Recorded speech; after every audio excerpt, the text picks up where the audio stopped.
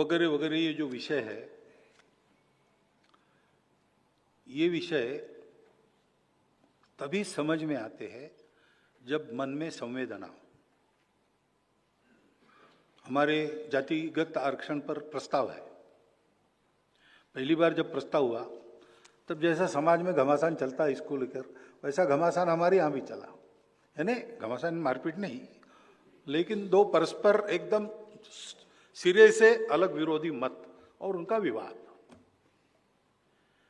तो सरसंघ चालक हमारे बाला साहब जी थे उस समय। उन्होंने एक सत्र सारा सुना और फिर उन्होंने कहा कि देखो, 1000 वर्षों से इस जातिगत भेद का दंश जिन्होंने झेला है, उनके परिवार में अपना जन्म हुआ है, ऐसी कल्पना करके सोचो और अगले सत्र में बोलो। अगले सत्र में आरक्षण के समर्थन का प्रस्ताव सर्वसहमति से पारित हो गया।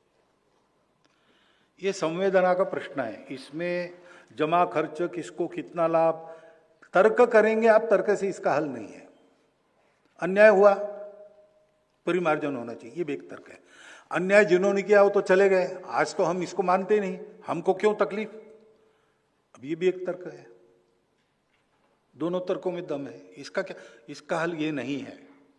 दीनदयाल जी उपाध्याय ने बताया कि भाई खड्डे में कोई गिरा है और उसको ऊपर निकालना है, तो जो खड्डे में गिरा है वो हाथ ऊपर करेगा, अपने पंजों पर खड़ा रह के ऊंचा होने का प्रयास करेगा, और ऊपर जो है वो नीचे झुक के उसको हाथ देगा, तभी होगा।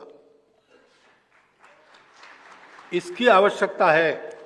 ये जो बाहर से वाद विवाद चलते सारे इन विषयों के बारे में, उसमें तर्क चलता है।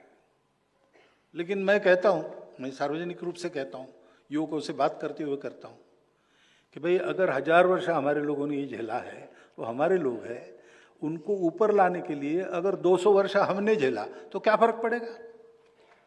अपने लोगों के लिए कुछ छोड़ना होता है भाई, यही धर्म है ना।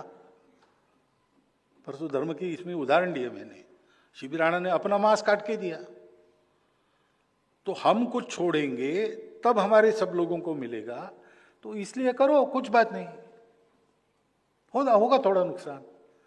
ये जब तक भावना नहीं आती तब इस बात को समझ नहीं सकते। संविधान सम्मत जितना आरक्षण है उसको संघ का पहले से समर्थन है, सदा रहेगा।